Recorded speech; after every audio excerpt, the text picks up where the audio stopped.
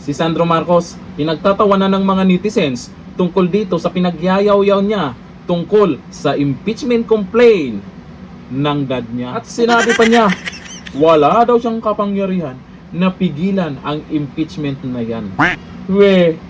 Di nga, sino pa maniniwala sa pinagsasabi mo, pero iba yung galawan nyo. Ayon po dito, nagpasya si House Majority Leader Sandro Marcos na huwag nang lumahok sa mga deliberasyon at proceedings ng Kamara na may kaugnayan sa inihaing impeachment case laban sa kanyang ama na si Pangulong Bongbong Marcos.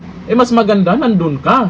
Baka kasi hanapin ka. Baka yung ebidensya na ilalabas nila, baka masasagot mo ba? Di ba?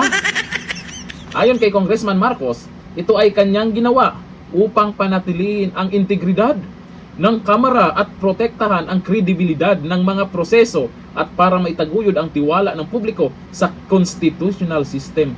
Ang tanong, naniniwala ba sila diyan sa unang naghain ng impeachment complaint na di umano ay dating abogado ng ating cute na First Lady? Pero sabi nila hindi daw. Pero mas maganda pa rin, nandun ka, Sandro. Tapos sasabihin para yung tiwala ng publiko. Hindi ganun yon, Sandro. Nandun ka man o wala, kung wala silang tiwala doon sa naghain, wala din yan. Pero ayon pa dito, ewan ko lang ba, parang iba yung sinasabi niya kaysa galawan nila dyan. O tingnan nyo ha, linaw ni House Majority Leader at Ilocos Norte Representative Sandro Marcos na wala siyang kapangyarihan para pigilan ang kahit anong impeachment. Wala daw. Istoryahe. Kasama na rito ang isinampalaban sa kanyang ama na si Pangulong Ferdinand Bongbong Marcos Jr. Ayon kay Representative Marcos, tungkulin nila bilang mga mambabatas na tanggapin at asikasuin ang mga impeachment laban sa kahit anong opisyal. Sinabing ang mga impeachment, bakit yung iba nakaraan hindi tinanggap? Ewan ko lang ngayong araw kung tatanggapin na nila. Sa totoo lang, yung pangatlo talaga ang talagang malaman. Masarap pag-usapan. Yun talaga ang excited doon. Yung pangatlong impeachment complaint. Maraming ebidensya daw yun. Meron pang pa USB dun ha. Mapapanood na ng taong bayan kung ano ang laman ng USB na yun.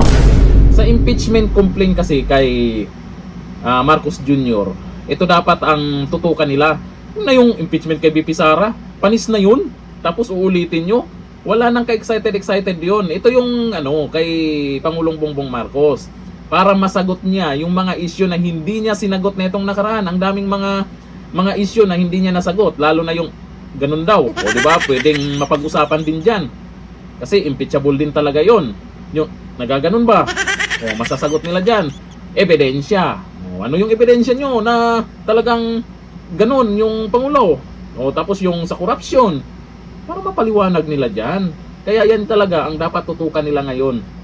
Yung impeachment complaint kay Pangulong Bongbong Marcos. Wag na nilang isabay yung kay BP Sara. Mas lalo kayong magiging busy at wala nang magawang iba dyan sa Kamara. Maganda pa rin talaga. Yan muna. Tutukan nyo muna yan. Maraming mag-aabang dyan. Ito namang si Sandro Marcos, di natin alam kung kinabahan or drama lang yung pag-inhibit niya. Magbasa tayo ng komento. Anong masasabi nila dito?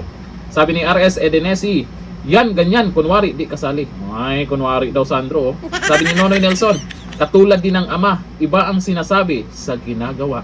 Sabi ni Kate Morceloyos, dinaig pa ka-drama na pinapanood ko Ako, drama lang pala to Sabi ni Icronosi, light, camera, action. Sabi ni Annabel de la Cruz, syempre, hiyang-hiya ka na yan. Pero mukhang takot sila doon sa pangatlong nagain ng impeachment Anong meron? Katibinag. Anong laman ng USB na yan? Naku, tagal ko nang gustong mapanood yan. Ano kaya yon? Hanggang dito lang, thank you. Bye-bye.